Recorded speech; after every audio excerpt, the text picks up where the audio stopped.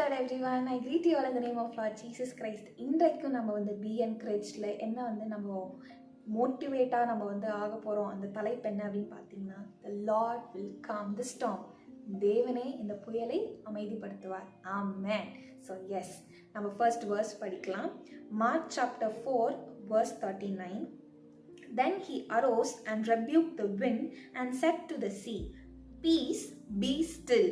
And the wind ceased and there was a great calm. Mark 4வது அதிகாரம் 39வது வசனம்.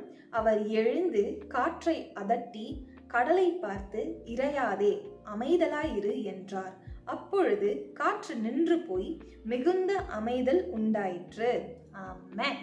So S, நம்ம எல்லாருக்குமே இந்த கதை தெரியும். ஆண்டவரும் அவர் சீஷர்களும் படகுல போயிட்டு இருப்பாங்க. அப்போ they'll be a very big storm.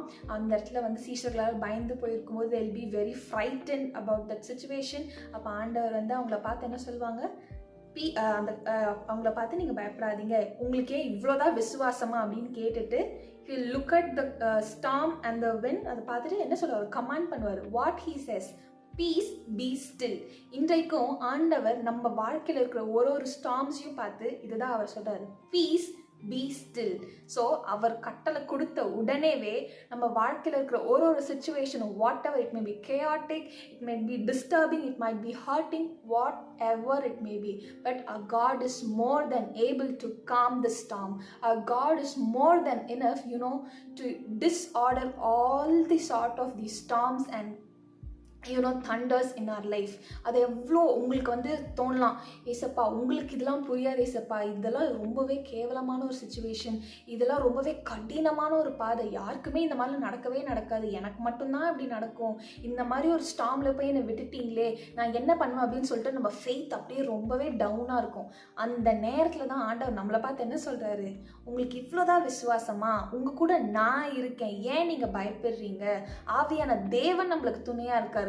அவர் பேர்ல நம்ம போகும்பொழுது அவர் என்ன சொல்றாரு, he will calm all the storm, he will just stop it abruptly. யோசிச்சு பாருங்க, அந்த காற்றையும் கடலையுமே அவர் சொன்னோடனே அடங்கிடுச்சுன்னா அப்போ நம்ம வாழ்க்கையில் இருக்கிற ப்ராப்ளம்ஸ்க்கெலாம் அது எவ்வளோ ஏமாத்திரம். யோசிச்சு பாருங்க, நம்ம நினைக்கலாம் இதெல்லாம் யாராலையுமே பண்ண முடியாதுன்னு, ஆனால் a God is there. A God, he gives command even to the seas and the winds.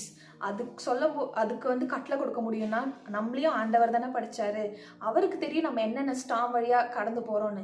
இந்த ஸ்டார்ம் வழியா ஆண்டவர் உங்களை கடந்து போக வைக்கிறாருன்னா there is a reason. You need to grow there, you need to build there. அந்த இடத்துல உங்க faith எப்படி இருக்குன்னு ஆண்டவர் பார்க்குறாரு. நாம போய் அந்த நேரத்துல நம்ம ஃபெய்த் அப்படி டவுனா போச்சு ஏசப்பா, அவ்வளோதான், என்னால் இந்த மாதிரி பிரச்சனையிலேருந்து இனி வெளியே வரவே முடியாது அப்படின்னு சொல்லிட்டு நம்ம அப்படியே ஃப்ரௌனி ஃபேஸை வச்சுட்டு அப்படியே ரொம்ப டவுனாக உட்காந்துட்டோன்னா அவ்வளோதான், அப்படியே புலம்பிகிட்டே இருக்க வேண்டியதான். இன்ஸ்டெட் அந்த இடத்துல அந்த ஸ்டார்ம்லேயும் ஆண்டவர் I will rejoice in you, I will praise you even more.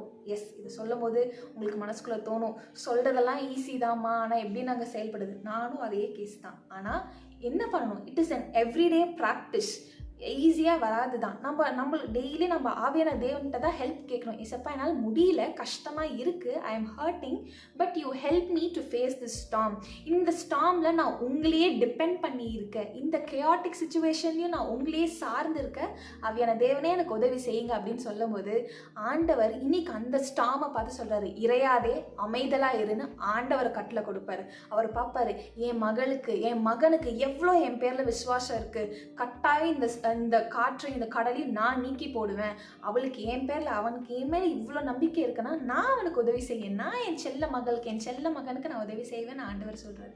So no matter what storm you are facing today or facing in right now, God is more than able to calm the storm and command it, peace and be still.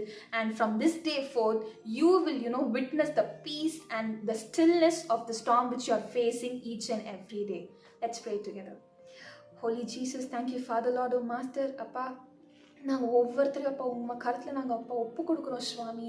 Lord, whatever storms they are facing right now ஆண்டவரே, அப்பா நீர் அறிவீர் அப்பா, எங்களுக்கு தெரியாது ஆண்டவரே, அது எவ்வளோ கடினமான பாதன் தேவனே நீர் அறிவீர். லார்ட், எப்படி ஒவ்வொருத்தருக்கும் உதவி செய்தீரோ ஆவியான தேவனே, இதை கேட்கிற உங்களுடைய தேவ ஜனத்திற்கு அப்பா தேவனை நீங்களே உதவி செய்வீராக இயேசுவின் நாமத்தினால. அந்த புயலின் மத்தியிலும் ஆண்டவரே அவர்கள் அப்பா உண்மையை நோக்கி பார்க்க, அந்த புயலின் மத்தியில் உண்மை பிள்ளைகள் விசுவாசம் இன்னும் அதிகரிக்க நீர் பிள்ளைகளுக்கு கிருபை பாராட்டும். ஆமாண்டவரே, கடினம் தான், கஷ்டம் தான், வலிக்கும் தான் ஆண்டவரே. இருந்தாலும் அப்பா உம்மோட துணையோடு ஏசப்பா அந்த புயல் ஆண்டவரே அவர்களுக்கு கடக்க நீர் கிருபை பாராட்டுங்க. ஏன்னா நீங்க வாக்குரைக்கிறீரே சுவாமி, that you will calm the storm. Lord, we ask to you, we ask to our Abba Father, Lord, Abba Father, we ask you, Jesus, you calm all the storms whatever they are facing ஆண்டவரே. You just command it to be still in the name of Lord Jesus Christ.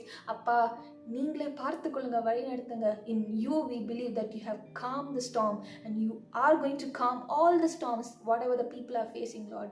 In Jesus' name we pray. Amen. So don't worry, be encouraged that God is going to calm the storm. God bless you.